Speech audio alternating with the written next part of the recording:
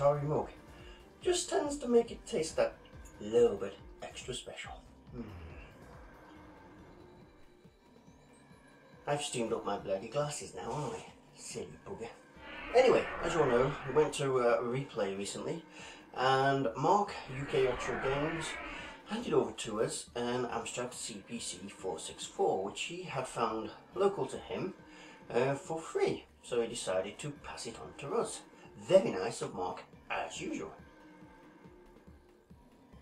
Now, this computer had been kept in somebody's garden shed.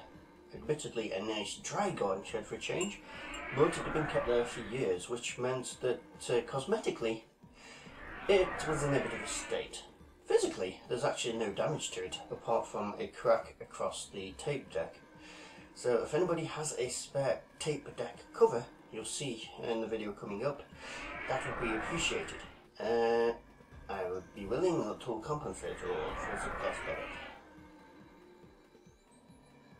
Anyhow, as we said in the replay pickups video, which if you haven't seen, there is a link for you to watch it after this video.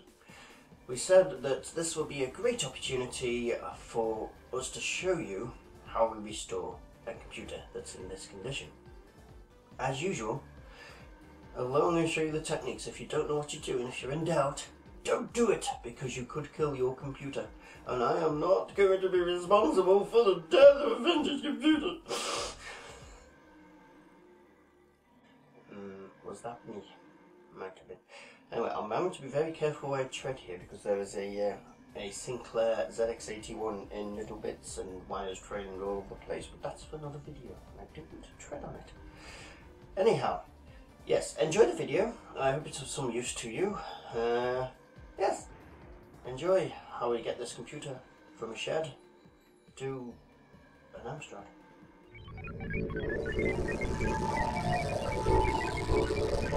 Okay, here is the Amstrad CPC 464 in question. I don't know how well this picks up on camera, but it does.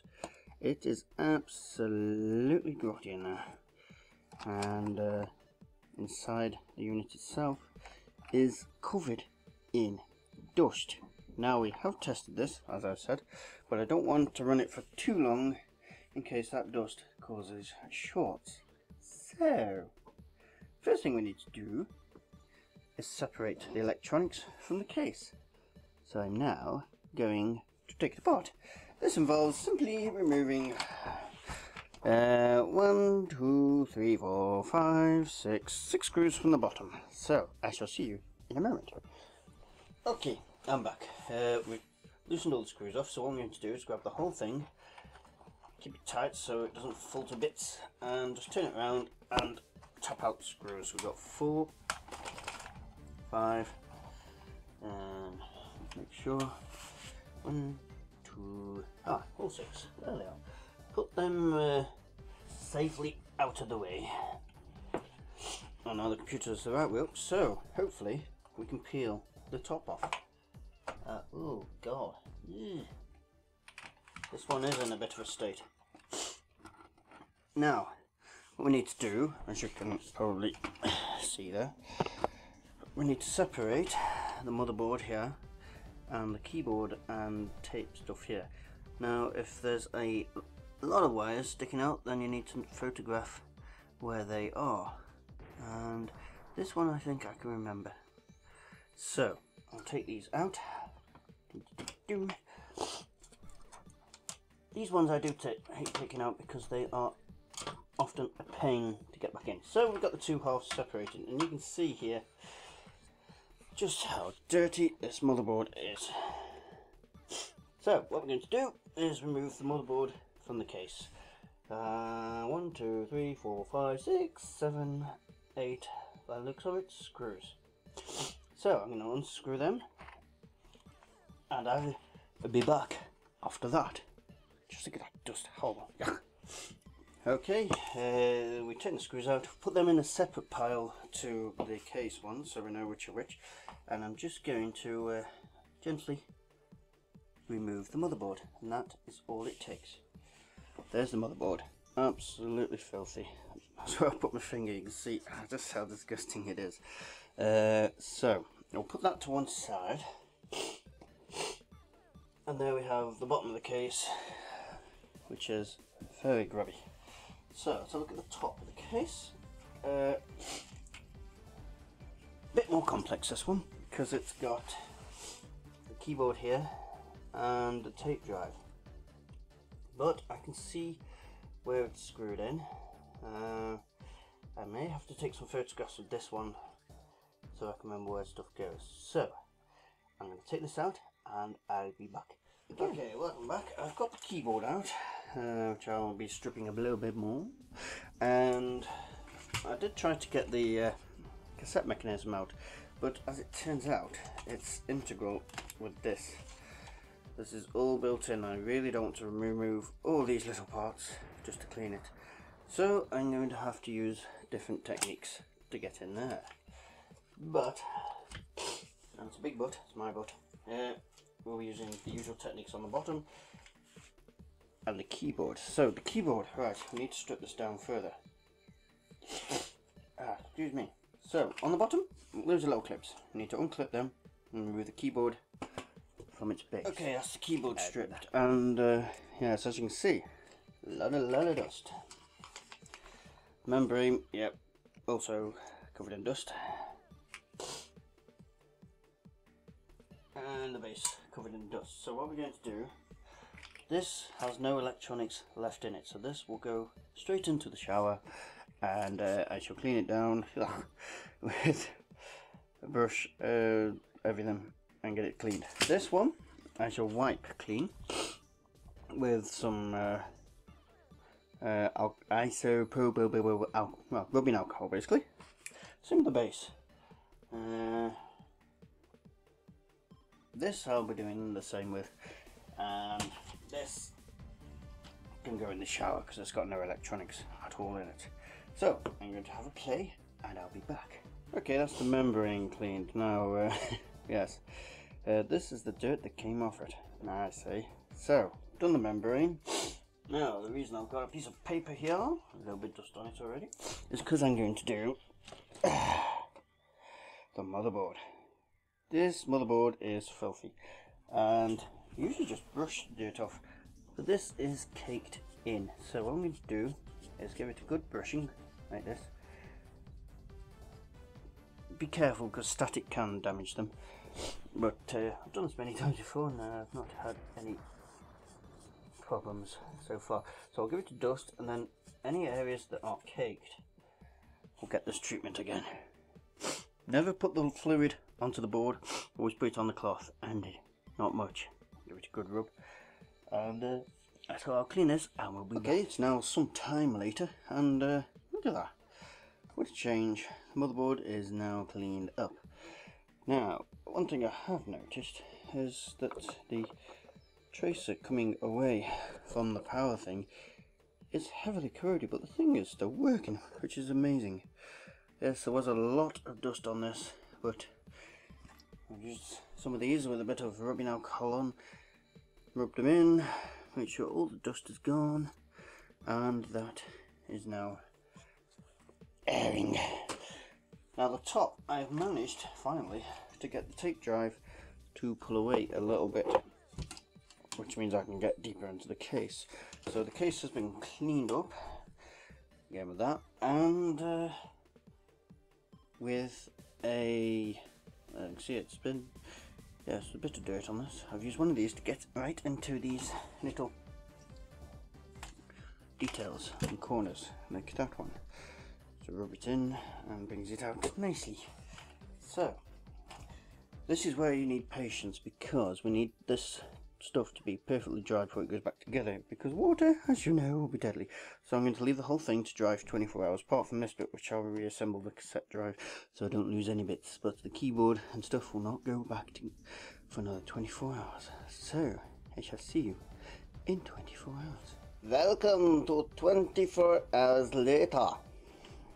Do not worry, I have not gone completely insane. I know I'm insane, but I have not gone even worse and tried to reassemble it without its keyboard. What I did last night was put this top on just to protect the motherboard in case there's any accidents in the lab. Now, so I put that out of the way. the keyboard. As you know, it went through the wash, the shower, but when it started to dry, I noticed there's still a lot of crud on this keyboard. All the keys crudded up to buggery. So in the end, what I actually did was stripped it. I took every key off. In this case, it's just 2 clips behind here, and they pop off, so that makes it nice and easy. Thank you, Alan Sugar. Yes. But what we did see from taking the keys off is that this has had a lot of use, because there's a lot of scoring where the keys have been hitting the bottom. So yes, it's had a lot of use, but it's nice and clean now. So next step. Oh, before you do, good tip. If you're going to strip a keyboard, take a picture of it before you do, so you know exactly where the keys go. Although on these ones, things you might get the wrong way up, like the X key. Every key has a little notch on the back, so it can only be fitted one way, which is nice. So it's the right way up. Nice. So next job is to reassemble the keyboard, which is a case of laying the membrane like that, lining up the keyboard. Make sure the membrane is the right way up. As you can see, it follows the keyboard. And what we will do is place the keyboard in, making sure all the alignments are good, because you don't want to put a screw through the membrane. And we'll screw her back together. Well, someone clips in. It does clip in, sorry. I'm incorrect. Yes, on these Amstrad keyboards, it's just a matter of pushing the clips through. Another nice design from the start. Alan Sugar there. Well, not him, but his engineers. There we go. And that's back together. So, next job is to put this back into the top case, which is a screwing job. So I just place it loosely above where its screws are. There they are. Watching these wires on the left, might be a good idea to drop it in this side first, actually. I think of it. Get these wires out of the way, don't want them showing and screwing up and all sorts. There we go, that's better. Right, I now have to screw this all together by remembering that this is an earth for this, and I'll be back as you right. So screwed in. It's always disturbing when you've got a few screws left. Very disturbing. But there we go, everything's in. Can't see anything that's missing. And here she is. I've got the cable, 3 cables that each go into the motherboard, which is handy when you've got pictures of where they go. So what we were doing now is, as you can see, she's looking good. We shall be putting these wires from the top into the bottom. That one into there, and those 2 into that one and that one. So I'll be alright back as usual. Okay, back. Now, I'd just like to make the record clear that I hate ribbon cables like that. They are a pain to get in. But everything's back in. One final check as the lid comes down. See here, copyright 1984. Everything's in. And the lid comes down. Now, I think this one, yes, goes in the back and then down at the front. Right, screws back in. Disturbing. I'll be right back. Okay, change of plan. What I should have done before I put the screws in, which I haven't done. It's always a good idea to make sure the thing's working before you put the screws in, because if it isn't, you've just got to take them back out. So, plugged in, monitor is on, and here goes the test. Have we fixed it? It appears to be fixed. Before that though, as we worked on the keyboard, it's a good idea just to have a run through the keyboard.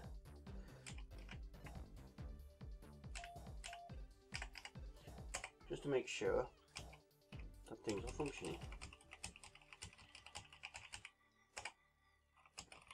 And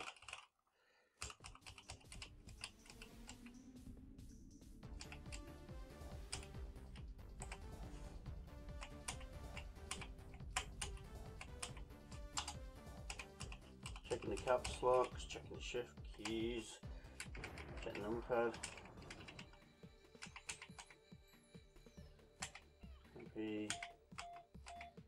They're not going to do much at this point, but they are responding.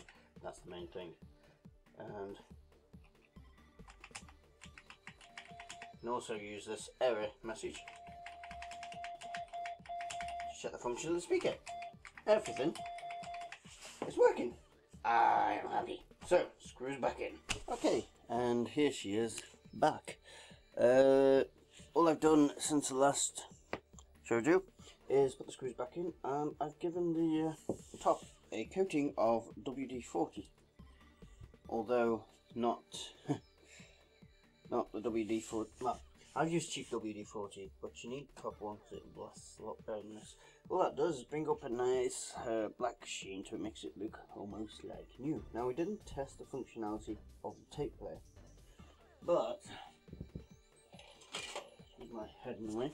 I don't have any software tapes for this at the moment, but we can just test its basic functionality. Apparently Mark's tested it and it does work fine, but I'm just going to do it for the benefit of the camera. Just show you, full testing of these things. So we hit load, press play.